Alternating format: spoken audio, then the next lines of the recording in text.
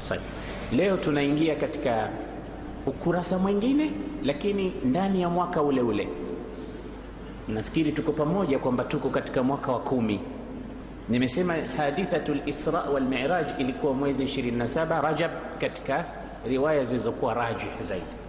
Kwa hiyo baada ya Rajab inakuja Shaaban, inakuja Ramadhan, inakuja Shawwal, inakuja Dhulhijja, inakuja Dhulhijja, inakuja Muharram. Kwa hiyo utalii pale utakuja mwaka wa 10 na ngapi? Wa 11. Kwa hiyo bado tuko katika mwaka wa 10. Mwaka huu wa 10 baada ya Bwana Mtume kurudi safari yake hii na Mwenyezi Mungu kumthibitisha na kumwondolea huzuni kwa vifo vya watu wawili wale waliokuwa wakubwa katika maisha yake, Bwana Mtume alianza kujinadi kwa makabila wengine. Al-ardu ala al-qabail. Ukisoma sira utakuta maandishi haya. Aliamua Mtume kuachana na Makuraishi, kwa sababu mpaka sasa hivi walioamini ni wachache sana. Watu zaidi ya 80 ambao tayari wameshahama, wameshakwenda zao wapi? Ethiopia, bado wako kule. Alafu hapa Maka kuna watu miat, hawafiki idadi kubwa, bado ni 100, 100 na kitu, 200, 300. Yani ni watu wachache sana bado. Na Makuraishi waqafu amama da'watihi aqabatan kaudatan, hakuna njia ya kuipeleka dawa, na kila kukicha wanatafuta sababu ya kumuua. Tumeona amekwenda Taif kwa makabila ya Thaqif, hakukuwa na njia, mawe. Amerudi, amekwenda Isra, amerudi sasa anatafakar kutafuta makabila makubwa makubwa. Lengo ni nini? Hata kama hawataki kusilimu, angalau wampe Mtume support aweze kueneza dini yake. Lengo wasilimu.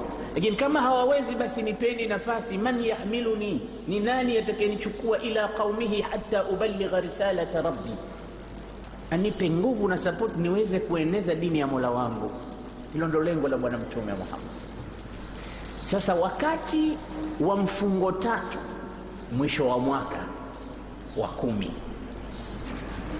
kuna hija. Hii hija tunayokwenda hii, kutokea ushirikina upo, bado wanahiji, lakini mabadiliko alikuja kuyabadilisha Bwana Mtume Muhammad. Lakini hija ipo.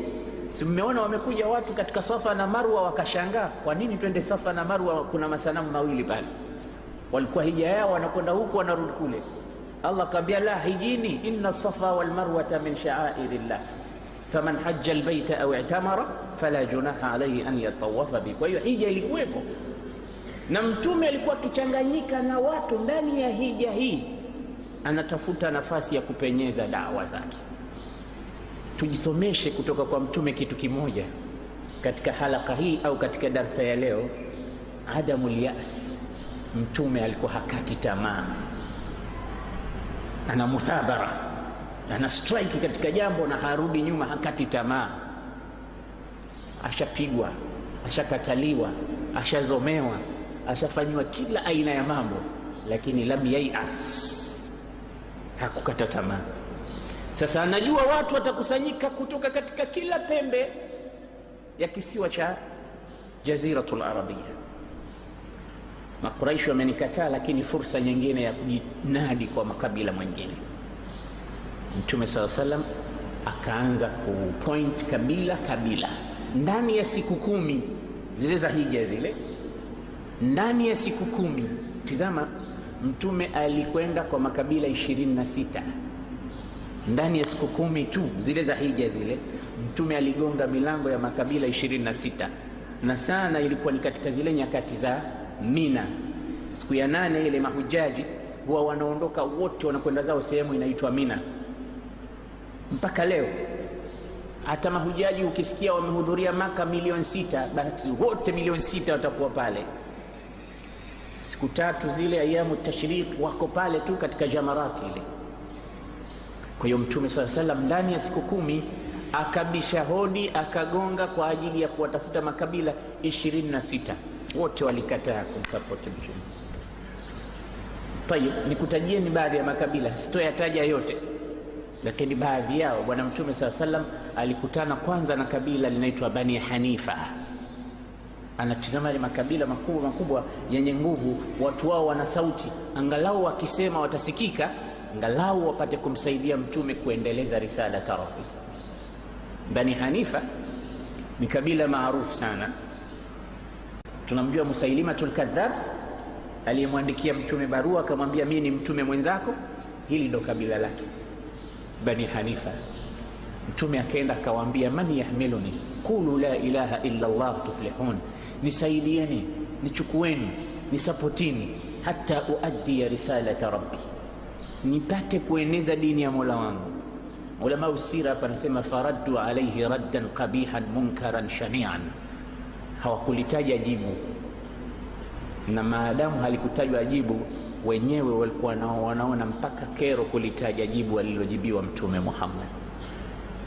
Wakatosheka kwamba akajibiwa majibu mabaya, matusi makubwa sana na Bani Hanifa. Akaondoka mtume akaenda kwa kabila lingine linaitwa Bani Kalb, ambalo likaja jina lao lingine Bani Abdillah, jina zuri Abdillah. Akawaita ya Bani Abdillah. Mtume akasimama katika mahema, maanake kila sehemu, kila makabila wana mahema yao. Mtume akasimama katika kabila la Bani Kalb, Bani Abdillah, ya Bani Abdillah laqad ahsana Allahu isma abikum, Mungu amelitengeza jina la baba yenu Abdillah, mja wa Mungu. Faaminu bihi, basi muaminini Mwenyezi Mungu. Qulu la ilaha illa Allah, semeni la ilaha illa Allah, mimi ni mtume, nichukueni, nisaidieni, tutangaze dini ya Bani Abdillah. Wakakataa. Akaondoka mtume akaenda kabila lingine linaitwa Bani Sa'sa'a, Bani Amir ibn Sa'sa'a. Hili lina matumbo mawili pale yamefika.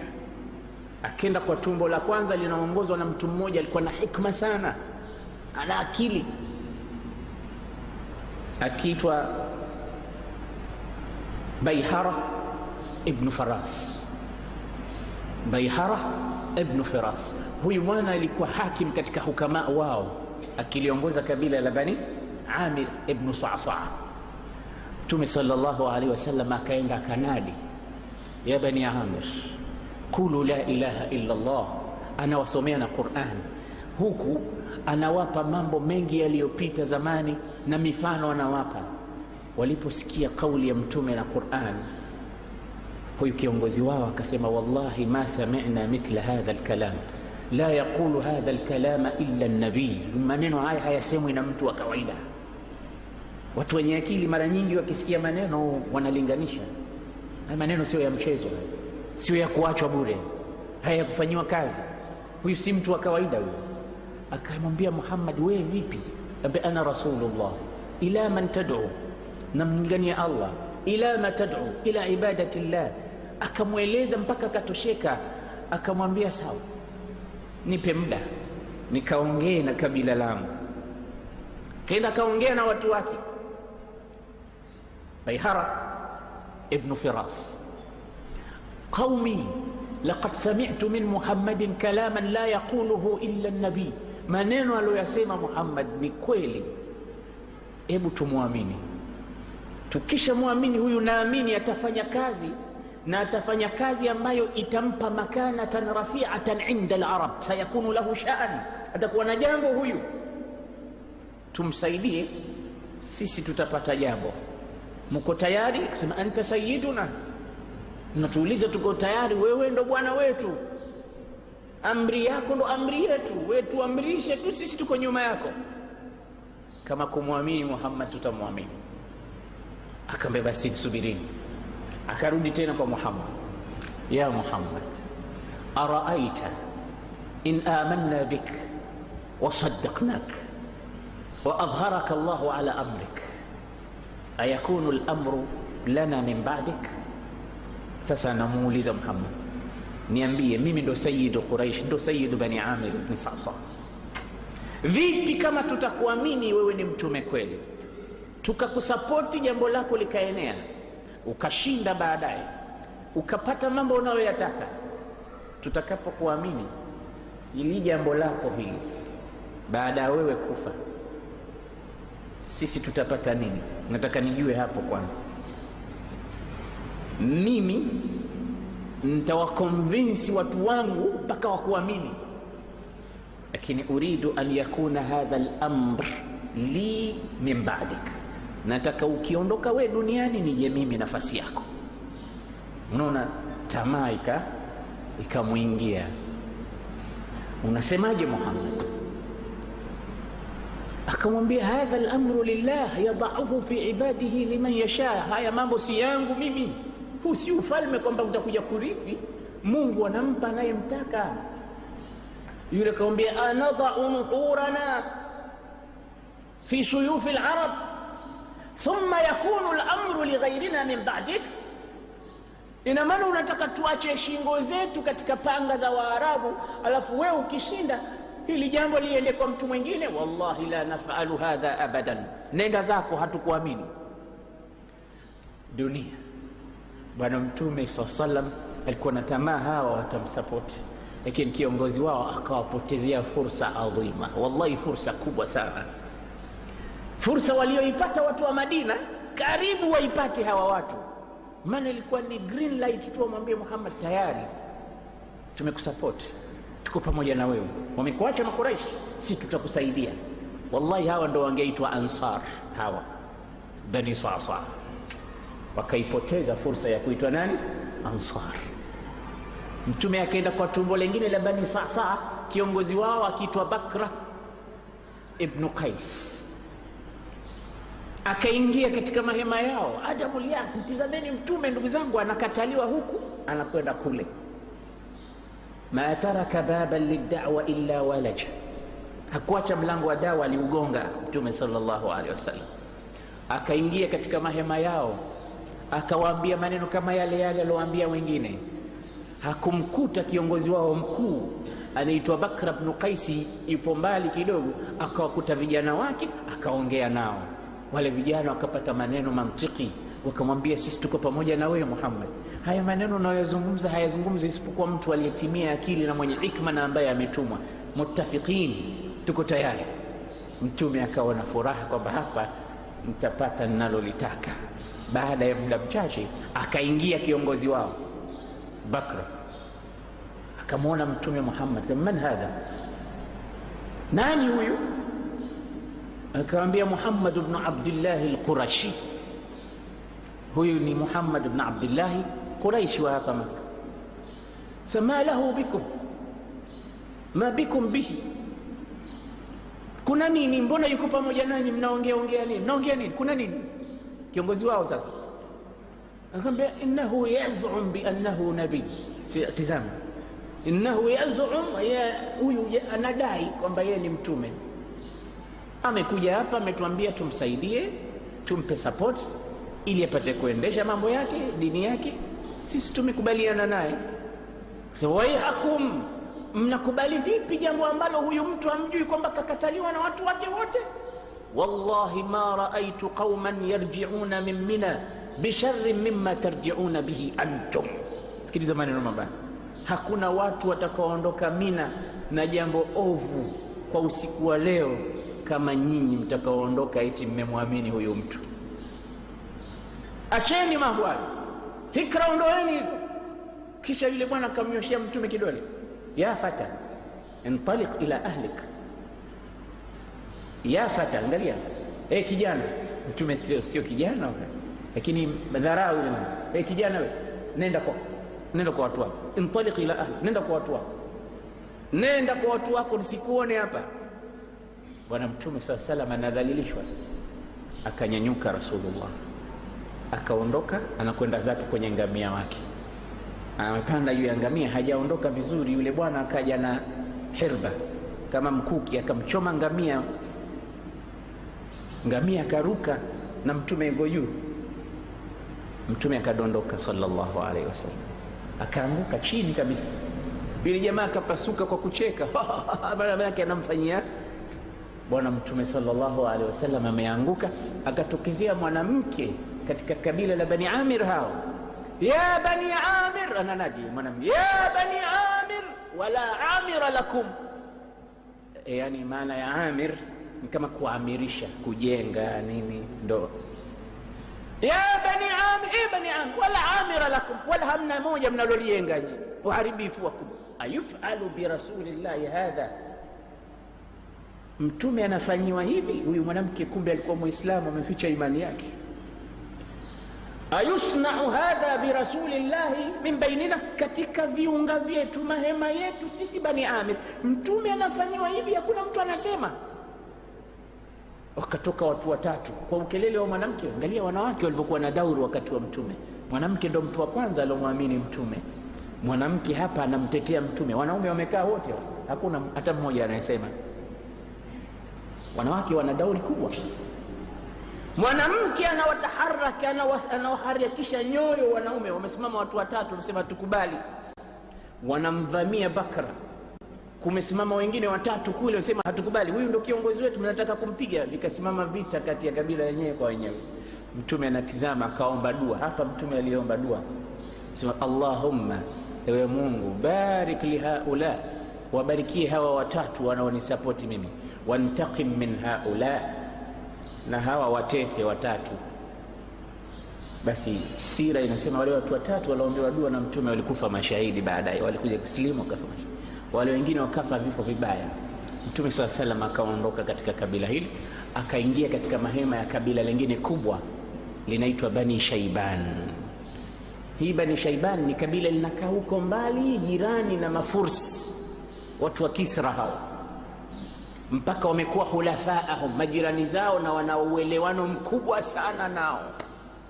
Bani Shaiban, ala fikra, Sayyidina Abu Bakari katika ilmu hii ya kujua makabila na nasaba alikuwa ndo mwenyewe. Ulikuwa ukimwambia tu jina la babako, basi anakutajia nasaba yako mpaka mwisho, Abu Bakr as-Siddiq. Kwa hiyo ilikuwa ni kama specialisti wa bwana mtume kumweleza habari ya makabila, yuko pamoja naye. Allahu akbar. Waislamu walikuwa well organized kutoka wakati huo. Uislamu ni kila kitu. Yani nyumba za Waislamu zamani zilikuwa zinajulikana kwa shiari zao, usafi wao. Wanasema watu walipoingia Portugal, Spain, hii ilikuwa ikiitwa Andalus. Andalus maana yake ni Spain pamoja na Portugal, yani Portugal zote ile ilikuwa ikiitwa Andalus, na Uislamu ulihukumu kule miaka 800. Walipokuja watu walikuwa wakitofautisha kati ya nyumba ya Muislamu na asiyekuwa Muislamu, wakiingia vyooni tu na katika sehemu za kujisaidia.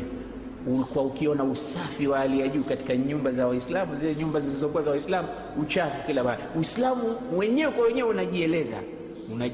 Basi Mtume Muhammad akaenda kwa kabila hili. Sayyidina Abu Bakar akamwambia Rasulullah, inna hadhihi alqabila, hili kabila Shiban, qabilatun azima, ni kabila kubwa sana. Lau wataamua kutuunga mkono na kutusilimu, sayuizzuna Allah, Mungu atatupa izza na Mungu atatujalia, tutafanya jambo, athari itakuwa kubwa, twende tukaongee nao. Mtume akaingia katika kabila hili, akakutana na watu watatu miongoni mwa viongozi wa kabila hili. Mmoja kati ya hao watu watatu akiitwa Muthanna ibn al-Haritha. Hili jina lihifadhini katika historia ya Kiislamu, lina mambo makubwa. Muthanna ibn al-Haritha ash-Shaybani. Huyu Muthanna, wakati mtume ameingia pale, ikabidi wampige maswali mengi sana. Vipi umekuwa mtume? Unalingania juu ya nini? Chupe baadhi ya mambo ambayo unalingania. Mtume akawa anawasomea Qur'an.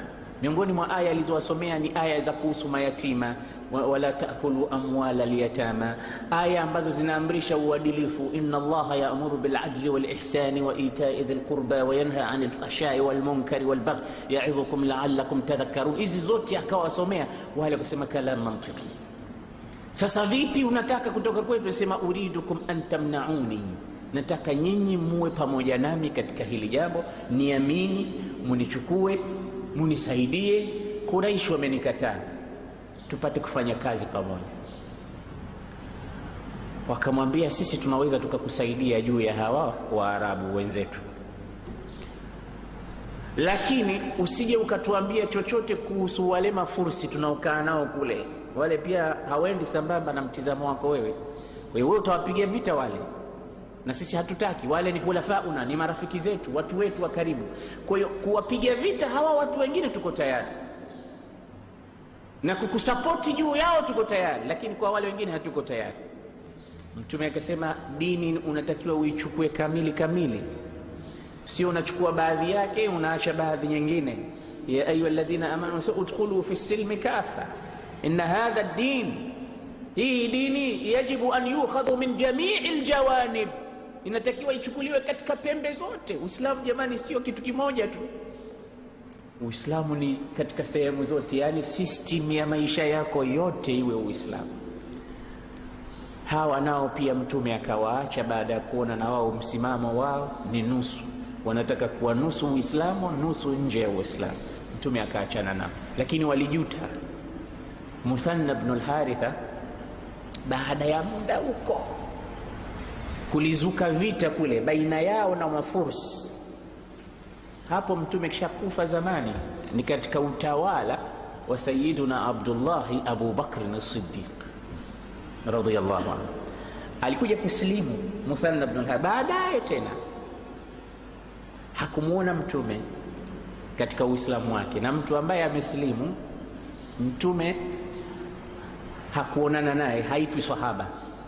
Yani sahaba ni mtu ambaye amesilimu na akamuona Mtume, anaitwa nani? Sahaba. Lakini alislimu hata kama ni katika zama za Mtume, lakini hakuonana na Mtume, haitwi nani? Sahaba. Haina ile suhba. Kama mfano Najashi hakuja kuonana na bwana Mtume Muhammad sallallahu alaihi wasallam, hakupata suhba, hakuwa sahaba. Na Muthanna ibn al-Harith alimuona Mtume lakini hakusilimu alipoonana na Mtume. Alikuja kusilimu baadaye, hakuonana tena na Mtume, hakusubiana tena na Mtume, kwa hiyo akawa katika tabi'in. Sasa wakati Abu Bakr as-Siddiq anatuma majeshi kwenda kuwapiga na Wafursi na nini, akasikia kuna kikosi kimoja hicho hatari kimepiga vita Mafursi wote, kimevunja, kimeingia katika kila sehemu, kimefuata futuhati al-islamia, kinaongozwa na kijana anaitwa nani? Muthanna ibn al-Haritha ash-Shaybani. Abu Bakr akasema, huyu kijana mbona anafanya mambo mimi sijawahi kuyasikia, hebu mleteni nimuone nani huyu. Akaletwa. Alipoletwa akamwambia, lau raaka rasulullah la fariha bik, kwa kazi unayoifanya kijana wewe, wallahi angekuona Mtume angekufurahia, angefurahi nawe. Akamuuliza, wewe unikumbuke Abu Bakr? Akamwambia, wewe ana Muthanna ibn al-Haritha, unakumbuka ulipokuja wewe na Mtume katika mahema yetu siku ile mwaka wa 10? Anamkumbusha sasa. Hapo Mtume ameshakufa, Abu Bakr ndio miaka imepita, mwaka wa 10. Angalia Mtume hapa bado hijra imechukua miaka mingapi? Maana hapa mwaka wa 3, mwaka wa 10 Waislamu watakaa miaka mitatu, baadaye ndo wahame waende zao wapi? Madina. Na Mtume atakaa tena miaka Madina, ndo baadaye atakuja kufa huko, miaka bado. Kwa hiyo muda mrefu umechukua. Hii yote maana yake nini? Ukipata fursa nzuri usije ukachelewa. Muthanna alipata fursa ya kuitwa sahaba, hakuitumia vizuri. Anamwambia, unakumbuka Abu Bakr akakuja siku ile ukasema mnaogopea ndugu zenu Mafursi? Tizama, Muthanna akalia, asema, la adri madha aqulu li rasulillahi yawm alqiyama, sijui nitakwenda kumwambia nini Mtume siku ya Kiyama, nimekosa usahaba. Majuto, najuta, bora ningesema siku ile la ilaha illa Allah, watu wengi wamenipita, wamepata fadla. Basi akamwambia, wallahi law raaka rasulullah la ahabbak, Mtume angekuona angekupenda. Muthanna kutokea wakati huo ana mambo mengine tutakuja kuyataja huko tukipata fursa katika mayadinul qitali wal jihad. Rasulullah sallallahu alayhi wasallam akaendelea kujinadi na kuwaambia makabila maneno kama tulivyozungumza. Akafika sehemu makabila hawa wote wakamkataa, hakupata hata kabila lililompokea sallallahu alayhi wasallam. Ikawa anapita katika soko tatu hizi, soko Ukadh, kuna soko linaitwa Ukadh, kuna soko Dhimajanna, kuna soko inaitwa Mijanna, kuna soko inaitwa Dhil Majaz. Zote hizi alikuwa akizipita Mtume. Angalia mpaka sokoni Mtume anasimama ananadi, qulu la ilaha illa Allah tuflihun, semeni la ilaha illa Allah mtafaulu. Ikafika mahali hata mtu mmoja mmoja alikuwa hampi fursa Mtume, anaongea nao. Akampata bwana mmoja anaitwa Abu Rukana. Abu Rukana alikuwa ni mmoja katika mibabe ya Kiarabu. na alikuwa ni maarufu kwa musara, yani wrestling, kama vile mnavyoona wanavyoangushana watu judo na miereka. Tena min tarazi al-awwal, katika watu hawashindiki hawa. Akamwita Mtume katika Uislamu, Rukana, silimu wewe. Akamwambia, nakupa sharti kijana, ukinidondosha chini nitasilimu, mimi ndo mtu wa kupigana miereka. Kama uko tayari, mimi na wewe challenge. Naye Mtume sallallahu alaihi wasallam anaambiwa sharti ya mimi nislimu, uniangushe. Mtume sallallahu alaihi wasallam akasemaje? Akasema sawa, muafiki, niko tayari. Watu wengine wanafikiria Mtume alikuwa akiitwa katika vitu, sasa mimi kazi yangu kusali tu. Hamna, sio kazi yake kusali tu. Anasema unataka vita, niko tayari. Naam. Wrestling, naam, wrestling pamoja naye. Uko tayari? Mtume akaingia na Abu Rukana, watu wote wakashangaa, huyu mtu huyu anaenda kupigana na mbabe yule ambaye maarufu kwa kuangusha watu. Ndugu zangu, mtashangaa, lahadhati ndogo tu Mtume alimwangusha Abu Rukana, tena chini kabisa, mgongo ukaanguka katika ardhi. Abu Rukana akasema la, alikuwa sijajiandaa, njoo tena mara ya pili. Akasema mara ya pili, Mtume akamdondosha kwa mara ya pili. Mtume wetu alikuwa mpaka boxing anajua, sio mtu alikuwa kazi yake yeye anakaa eti asome Qur'ani tu, awaambie watu swala tu, na alikuwa physical fit. Majabali anapanda, anashuka, anakwenda, hachoki Rasulullah sallallahu alaihi wasallam. Nyinyi mnapokwenda vijana mkabeba katika gym nini, viazi vikatuna na vifua nini, lakini msikabe watu tu, lakini tunatakiwa hayo mambo yafanyike. Uwe physical fit kama kijana, usiwe mchovu. Mtume anasema almu'minu alqawi khairun wa ahabbu ila Allah min almu'min adh-dha'if. Muislamu aliye na nguvu ni bora na ni mzuri kwa Allah kuliko muislamu dhaifu. Nguvu hizo ni nguvu za iman, nguvu za kiwiliwili, nguvu za fikra, nguvu za kila kitu. Unatakiwa uwe na nguvu. Mtume sallallahu alaihi wasallam hata katika wrestling akaingia, akamdondosha Abu Rukana mara 3. Abu Rukana akashikwa na haya, hata kusilimu hakutaki tena, akaondoka. Mtu kama huyu ananipiga mimi, nishaangusha watu wangapi? Mtume sallallahu alaihi wasallam akakutana na bwana mmoja anaitwa Suwaid ibn Samit. Suwaid ibn Samit alikuwa katika watu wanaoelezea watu visa vya zamani vya watu wa hikma kama Luqmanul Hakim. Akamwambia, nisikilize na maneno nataka nikuambia ewe Suwaid. Suwaid akasema, la uridu an asma, sitaki kusikia kitu chochote, mimi na shughuli zangu nyingi. Mara ya kwanza Mtume anamwambia mtu nisikilize, mtu anakataa kumsikiliza. Akamwambia, una maneno gani? Naomba nisikilize. Mtume anasema la, Suwaid anasema la, siwezi kusikiliza. Kama ni maneno mimi ninayo mazuri kuliko yako. Maana ni mtu wa hikma hiyo. Kwa hiyo mimi ninayo maneno, ana indi ahsan kalam min kalamik. Una maneno mazuri? Mtume akashtuka. Una maneno mazuri unaweza kuniambia? Anambia naam. Akamwambia isma. Anasema qul asma, hebu sema maneno yako mazuri nisikie. Yule akaanza kumpa hikma za Luqman. Mtume akawa anasikiliza, amekaa anamsikiliza mpaka amemaliza. Mtume akasema, fi'lan hadha kalamun jamil, maneno uliyosema kweli ni maneno mazuri, walakinni indi ajmalu min, lakini mimi na mazuri kuliko haya. Yule mtu sasa alipoona na yeye alipomwambia nisikilize, Mtume alisikiliza na akamwambia, basi qul wa ana asma, sasa na wewe sema, sasa nikusikilize. Gari ya Mtume sallallahu alaihi wasallam akisema tu mimi tu ndo nisikilizwe, na yeye alikuwa akiwasikiliza watu wengine. Na huu ndo Uislamu, wasikilize watu wengine pia. Mtume sallallahu alaihi wasallam anamsikiliza kisha anamsifu, anamwambia maneno yako ni mazuri, lakini mimi nina mazuri kuliko hayo.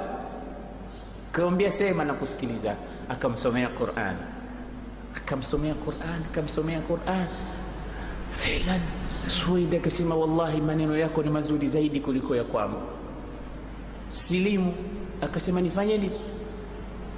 Kwani unaita katika jambo gani? Akasema, anta'budallah, ibada ya kumwabudu Mungu tu, makarimul akhlaq. Na Mtume alikuwa kila akiulizwa una nini anazungumza vitu vya tabia. Usile mali ya mayatima, usiasi katika amri ya maaruf, muabudu Mungu, usimshirikishe na kitu chochote. Yule bwana akatoa shahada, ashhadu an la ilaha illa Allah wa annaka rasulullah. Lakini mtu mmoja Mtume alikuwa anataka, na hali mtu mmoja pia hamwachi. lakini lengo lake alikuwa anataka kabila zima lipate kumpa msaada. Akapita kwa bwana mmoja ana al-Uzdi, ametoka katika sehemu hiyo, ameingia pale Maka. Huyu bwana alikuwa ni mtabibu, huyu mtabibu wa kutoa mashetani na majini na marohani katika vichwa vya watu. Watu walipoingia tu pale wanamjua, wakamwita, vipi? Akamwambia nimekuja kwa mambo ya haji. Akamwambia sikiliza, tuna mgonjwa sisi, anaumwa sana na mashetani yanamsumbua. Hii ni dini maarufu, unaweza kwenda kwa watu wao ukapata hela nyingi sana ukimtoa shetani wake. Nani? Akamwambia yule kijana pale, yani Mtume Muhammad. Yani wanafanya kama maskhara, wanamcheza shere Rasul, lakini Mtume anakubali. Mwisho atawacheza shere wao. We hata watu wakikufanyia istihza, wao si wanacheka? Man yadhaku akhiran yadhaku kathiran, atakayecheka mwisho huyo atacheka sana. Basi Mtume Muhammad sallallahu alaihi wasallam anafuatwa maskini na huyu bwana. Yule bwana anaona serious, huyu mtu anaumwa, anakuja kwa ile roho ya utabibu, alafu anamuuliza mimma tashku ya bunai, kwa huruma, mwanangu we unaumwa nini maskini? Mtume anamwambia ana kabe, sema qalu li annaka tashku, wale pale wameniambia unaumwa. Mtume akajua wamemuingiza kwenye mechi ambayo haina ratiba. Rasulullah akamwambia isma minni, kama mimi naumwa nisikilize. Akamwambia sema. Akafikiri Mtume ataeleza maradhi yake, akasema bismillahir rahmanir rahim, alhamdulillahi ahmaduhu wa asta'inuhu wa astahdihi wa astaghfiruh wa atubu ilayhi wa a'udhu billahi min sharri nafsi wa sayyiati a'mali, man yahdihillahu fala mudilla lahu wa man yudlil fala hadiya lahu. Kama hasbak, tosha, aid hadha alkalama maratan ukhra, rudia tena mara ya pili. Mtume akarudia alhamdulillahi ahmaduhu wa asta'in. Basi tu ile introduction ya mtu kutaka kuzungumza inamvuta yule, hajawahi kusikia. Kati ya wewe na mimi sijui nani anaumwa. Wale wananiambia unaumwa wewe, umwi wewe, mimi ndo naumwa. Maana maneno hayo inabidi uyarudie tena. Kitu gani? Akarudia Mtume sallallahu alaihi wasallam. Kaambia vipi? Kaambia ana nabii, mimi ni mtume, naamrisha watu mema na wakataza mabaya. Qulu la ilaha, sema la ilaha illa Allah. Huyu bwana naye pia katika ulama usira wanatuambia alislimu baadaye. Akaja bwana mwingine anaitwa Tufail ibn Amr ad-Dawsi, Mtume naye akamlingania. Tufail ibn Amr anatoka Yemen katika kabila la Daws, kabila maarufu la sahaba maarufu anaitwa Abu Huraira Abdurrahman ibn Sakhr ad-Dawsi. Huyu bwana ni mmoja katika ashrafu kabila wa Yemen, ameingia pale Maka siku hizo za musim. Alikuwa akifika pale tu na marafiki zake chungu nzima. Siku hizo wakaja wakamwambia intabih ya Tufail, hapa kuwa makini, tuna kijana mmoja sahir yufarriqu baina almar'i wa zawji, kazi yake kufarikisha watu, kugombanisha watu. Umeingia hapa, unaweza ukamuona barabarani huko, unaweza ukakutana naye sokoni, kila mahali anapita, anawafarikisha watu. Na ala fikra Mtume anapita kila mahali, na nyuma yake yuko ammi yake Abu Lahab. Abu Lahab yupo bado, kila anaposema Mtume Abu Lahab yuko nyuma, anasema la tusaddiquhu innahu majnunun sabi, msimwamini, ana wazimu huyo, kaacha dini yake. Ana adra bihi, mimi namjua zaidi kuliko nyote. Huwa ibn akhi, mwana wa ndugu yangu huyu. Tizama, watu wanaambia hadha ammu, kama huyu ni ami yake anamjua vizuri, sisi anatuambia nini? Hadha ammu huwa adra an-nas bi majnun, ana wazimu. Mtume aliambiwa ana wazimu. Basi akapita Tufaili, anaambiwa intabih la tasma'u minhu, usije ukamsikiliza hata dakika moja. Ukimsikiliza tu umekwisha, sayufarriquka baina ahlik. Akaingia Tufaili, anasema wakanipa maneno makali mpaka nikaona siwezi kuingia Maka mimi bila kutia pamba katika masikio yangu. Akachukua pamba akatia kwenye tundu zake za masikio, akaenda zake kwenye Al-Kaaba. Anasema fawaraaituhu, nikamuona Mtume Nilipomwona tu aliposimama nikajua ndo huyu anayezungumziwa. Yusalli, anaswali. Faajabatni salatuhu, ile swala yake tu namna alivyokuwa akisali, ananyenyekea, na ikanipendeza. Swala ina gani? Ndo huyu. Anasema kidogo kidogo nikajiona mimi mwenyewe ninavutwa na kitu kama sumaku kule kwake yeye aliko, na kwenda kidogo kidogo mpaka nikawa nasikia ile maneno kwa mbali, siyasikii vizuri kwa sababu nimetia pamba masikioni. Anasoma Qur'an. Wakati sasa naangaika kutaka kusikia vizuri, ninajiuliza katika nafsi yangu, ya Tufail, anta rajulun kabir, wewe ni mtu mheshimiwa, adib, mtu unajua lugha, shair, unajua mashairi, hakim, unajua hikma, la yakhfa, hakuna siri. Anta ta'lam kalaman jamilan min kalamin qabih, maneno mazuri na mabaya unayajua. Vipi unatishwa na hawa watu eti usisikie? Hebu sikiliza, kama ni mazuri si utajua, kama ni mabaya mwachie mwenyewe. Nasema nikachukua pamba, nikatoa, nikatupa, nikasikiliza vitu kwa Muhammad. Anasema wallahi nikasikia maneno sijawahi kusikia. Alipomaliza sala Mtume akapiga salamu akaondoka, kenda zake nyumbani. Sikumwacha mimi, fatabetuhu, nikamfuata nyumbani kwake kule kule aliko. Ameingia ndani, nimebisha, nikamwambia ni alimni mimma kunta taqra, maneno gani ulikuwa unasoma, hebu nisomee. Faqara alayya surat al-Ikhlas, qul huwa Allahu ahad Allahu samad lam yalid wa lam yulad wa lam yakul lahu kufuwan. Ma hadha ad-din? Ana rasulullah, madha taf'al in aradta ad-dukhula fi ad-din? Tashhad anni rasulullah wa tashhad an la ilaha illa ashhadu an la ilaha illa Allah wa annaka Muhammad rasulullah. Akaslimu. Baada ya kuslimu akamwambia Muhammad, murni bima tasha, niamrishe unapotaka nifanye nini. Abqa ma'ak au a'udu ila qaumi li ad'uhum ila ad-din, nitakaa na wewe hapa au nirudi nyumbani Yemen nikawalingania watu wako? Akamwambia nenda kwenu kawalingania watu wako. Akaondoka akaenda akawalingania, akalingania, hakuna alislimu, hakuna alimwamini. Watu wakamtenga, umeenda huko umebadilisha dini, unatia katika hilaka. Watu walioslimu ni watu watatu tu katika nyumbani. Aliwanunia watoto wake, mke wake, watu wake wa nyumbani wote, kawaambia wajhi ala wujuhikum haram hatta tu'minu bi Muhammad, uso wangu na wenu kuonana ni haram mpaka muamini Mtume. Wale wakaslimu, lakini makabila ile lake lingine hawakutaka kuslimu. Akarudi tena kwa Mtume akamwambia, Rasulullah, Dausi wamekataa kuslimu. Kama wamekataa kuslimu, waapizi hawana faida ya kukaa katika dunia. Mtume sallam akaenda akaitisha maji akatawadha. Anasema nikajuta kwa nini nimemwambia Mtume waapize. Nikaona Mtume anajiandaa, nikakamata kichwa, ya waili ya wailahum, wale wao Daus, halakat Daus, wameshaangamia sasa hivi wanalaaniwa. Mtume akaenda akaelekea kwa Mola wake, sema Allahumma hdi Dausan, Allahumma hdi Dausan, Allahumma hdi Dausan, ya Rabbi waongoze Daus, waongoze. Alhamdulillah, hawajalani. Sasa irji ilayhim, rudi tena kwao, rudi. Sema nijalie nipate dalili ambayo wakiiona watajua kwamba kweli mimi nimetoka kwako. Akamwambia nenda, Mungu atakupa dalili. Njiani Mwenyezi Mungu akamjalia yule bwana akawa na kama tochi katika kipaji chake cha uso, ikawa kuna ng'ara kupitia katika kipaji chake cha nuru. Nasema hii ndio dalili Mungu amenijalia. Lakini nasema iko usoni hapa, watu wataniambia kwa sababu nimesilimu, nimeanza kutisha, nimekuwa mwanga.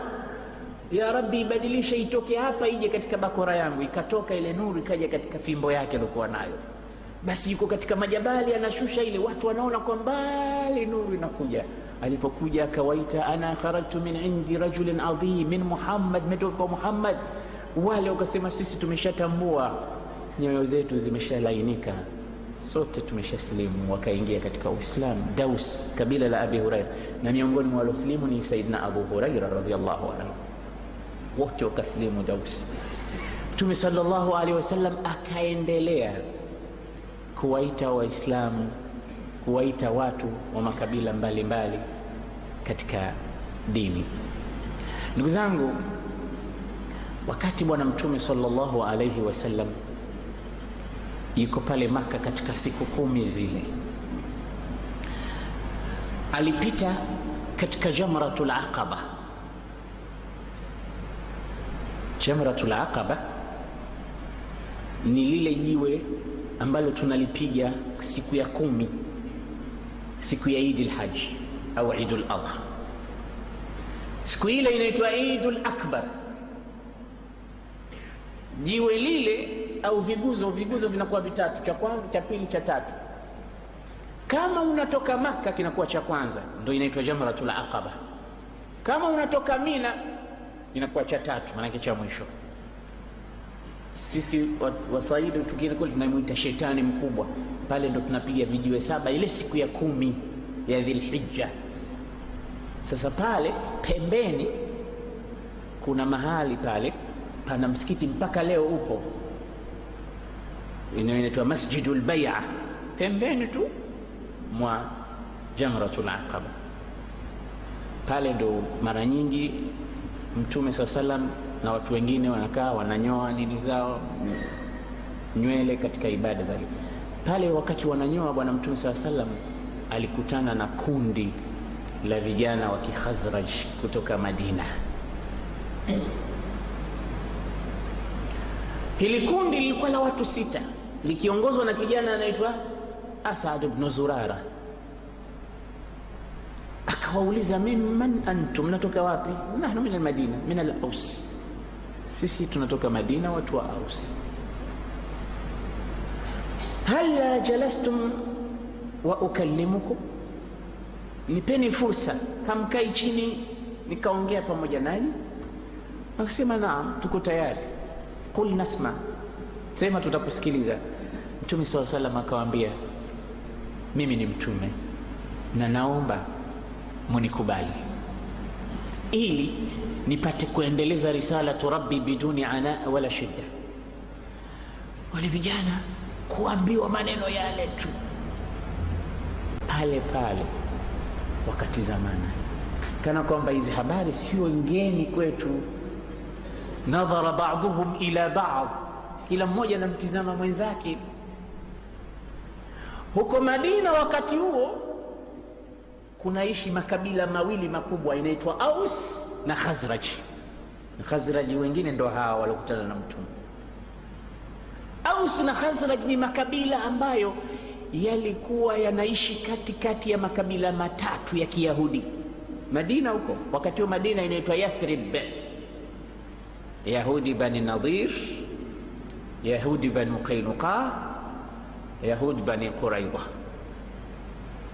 Mayahudi ni watu educated kutokea wakati huo, alafu wako katika financial stability yao, mali wanazo. Mahala popote wanapofika Mayahudi kutokea zamani, wanahakikisha wanakamata baadhi ya mambo yanayonyanyua watu kimaisha. Kila kitu wanahakikisha wanakikamata wao mpaka leo. Sasa walipofika Madina, Mayahudi walikamata, wakawa watu wa biashara, mitende, nini, kila aina. Sasa tabu kubwa walikuwa wakiipata kutoka kwa Waarabu hawa, makabila haya mawili ya Aus na Khazraj. Waliamua kuwafitinisha maskini, wakafitinika. Ikawa Aus na Khazraj hawaishi kupigana, wao wanasimama kule pembeni wanawacheka tu. Na siasa hii mpaka leo, na ndio siasa kila mahali inaitwa farriq tasud, divide and rule, yani wafarikishe, wagawe ili upate kuwatawala. Anakwenda kwa huyu anamwambia huyu usimwamini, huyu si mtu mzuri huyu.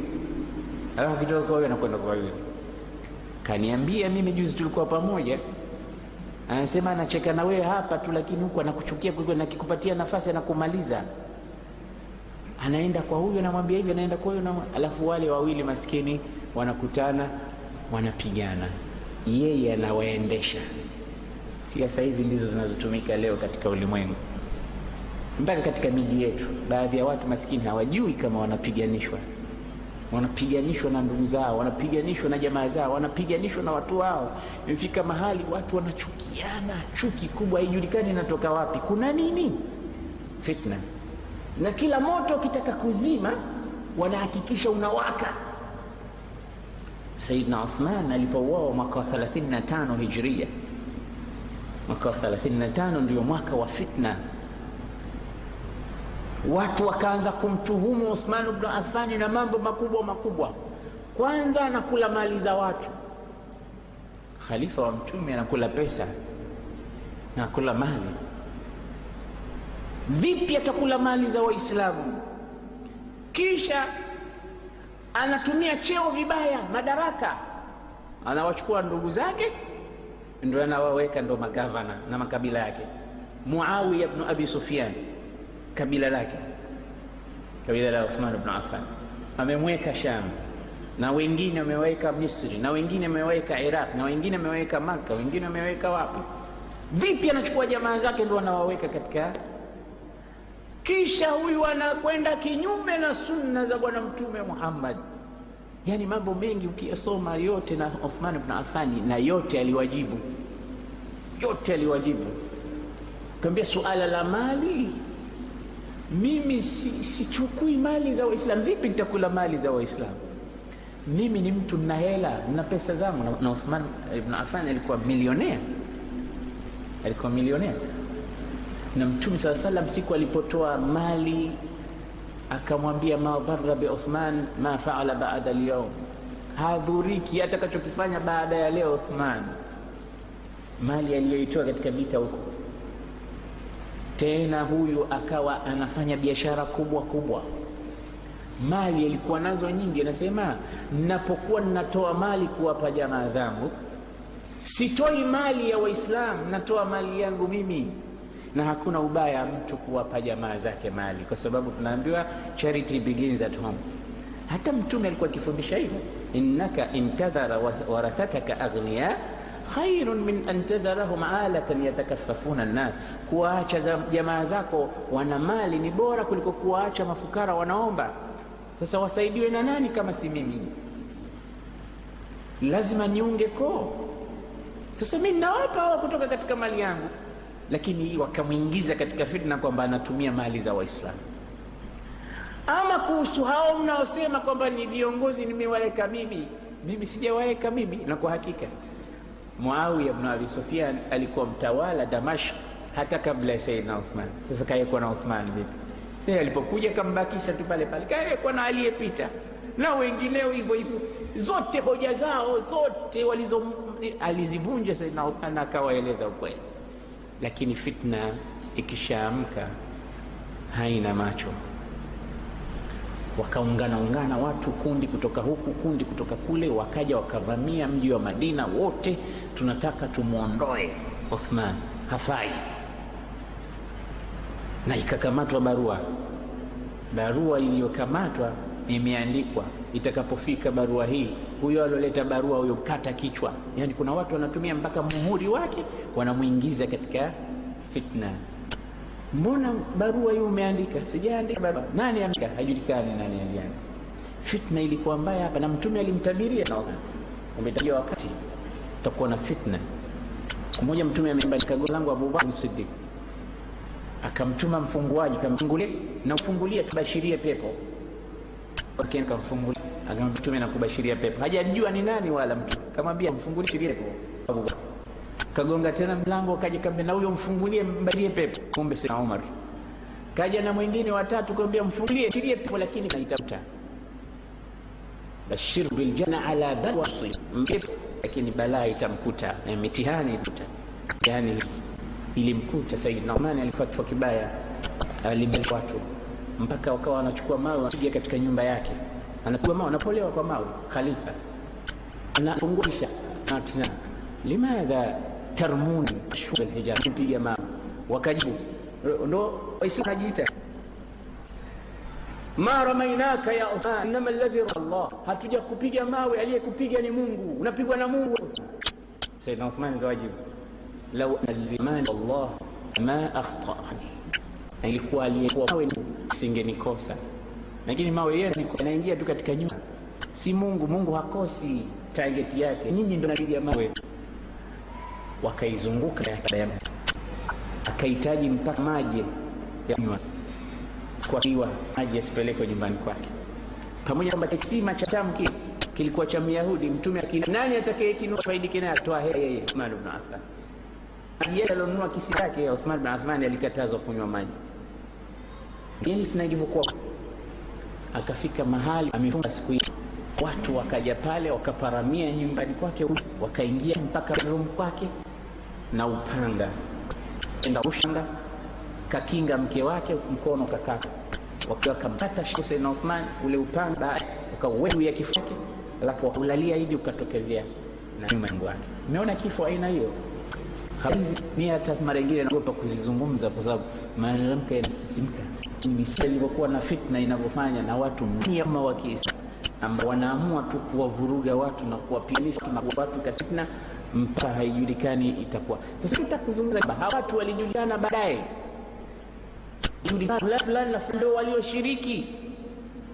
Sasa kila watu wakisema tufike mahali na utulivu, chague ngozi afu wachukulie hatua, wao walikuwa hakikisha kwa watu hawatulii, kwa sababu wakitulia watu balaa kuja.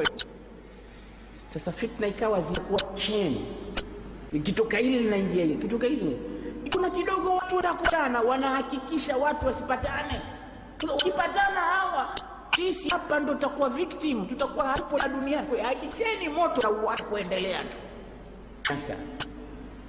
Waislamu wakapigana tena kwa fitna za kwa Mayahudi walikuwa wanawafitinisha Aus na Khazraj, siwe hawazuri hawa wanakuchekeni hawa hivi hawa vile hawa.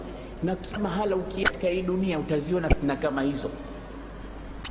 Kile Rwanda Burundi ukifika ukielezewa habari tutatoa machozi, yote ni fitna.